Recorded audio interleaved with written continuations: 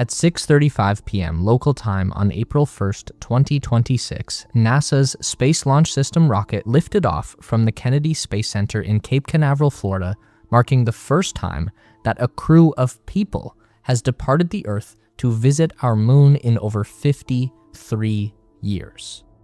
The launch itself went about as smoothly as these things get. There was one brief and minor concern in the minutes leading up to the scheduled launch time. Ground crews were a little concerned about readings from the flight termination system, what they call the FTS.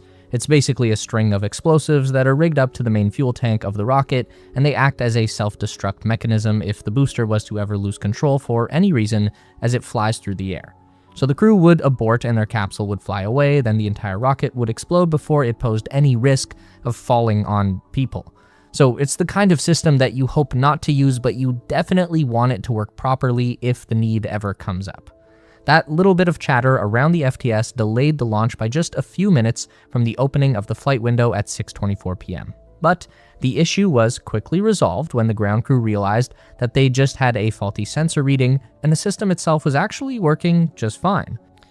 This came as a pleasant surprise to anyone who had been following the troubled journey of NASA's most powerful rocket, the SLS, probably best known for being over budget and behind schedule. This particular stack had given NASA problems earlier in the year when it started leaking hydrogen during a system test in February. Then after that was fixed, it started leaking helium a few days later, which led NASA to rolling the vehicle back into their assembly building, where it was taken apart and put back together and finally returned to the launch pad to await its crew. Of the 4 people on board NASA's moon rocket, 3 are American astronauts: Mission Commander Reed Wiseman, Pilot Victor Glover, and Mission Specialist Christina Cook. They are joined by Canadian Space Agency Mission Specialist Jeremy Hansen, the first Canadian to participate in a crewed moon mission. But he's not the only international contribution to the ARTEMIS program. The service module attached below the crew capsule that provides power, propulsion, and life support was actually made in Germany under a contract from the European Space Agency.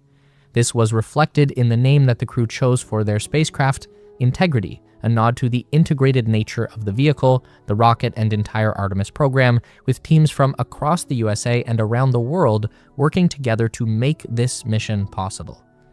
And within seconds of booster ignition, the Integrity and her crew rose into a clear blue sky above the Florida coast, riding the most powerful rocket NASA has ever launched.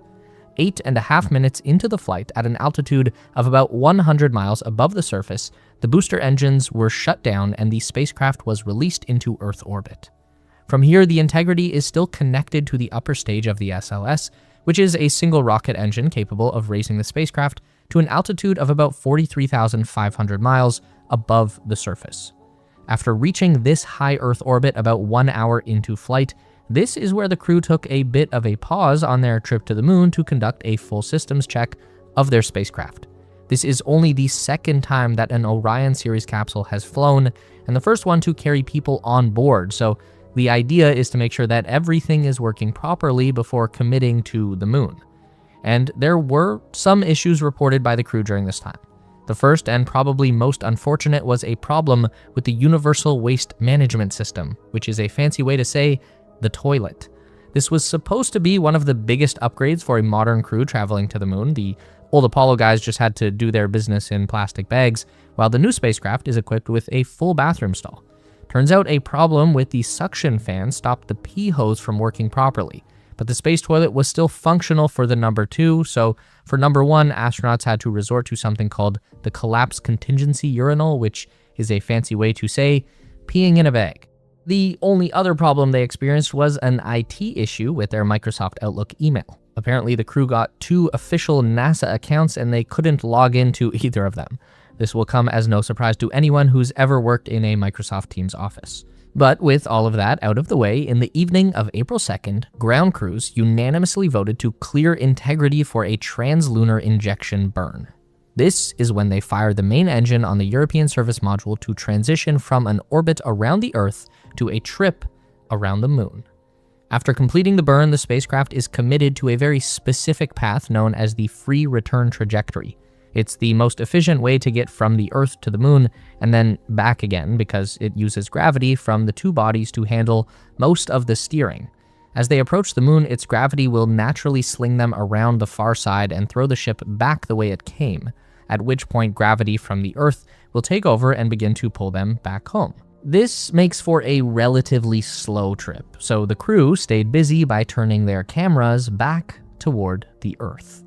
These are the first high-resolution digital images that show our entire planet in one frame. Most photographs that you see of Earth are composites, meaning they had to take a bunch of different photos and stitch them together to show the entire globe.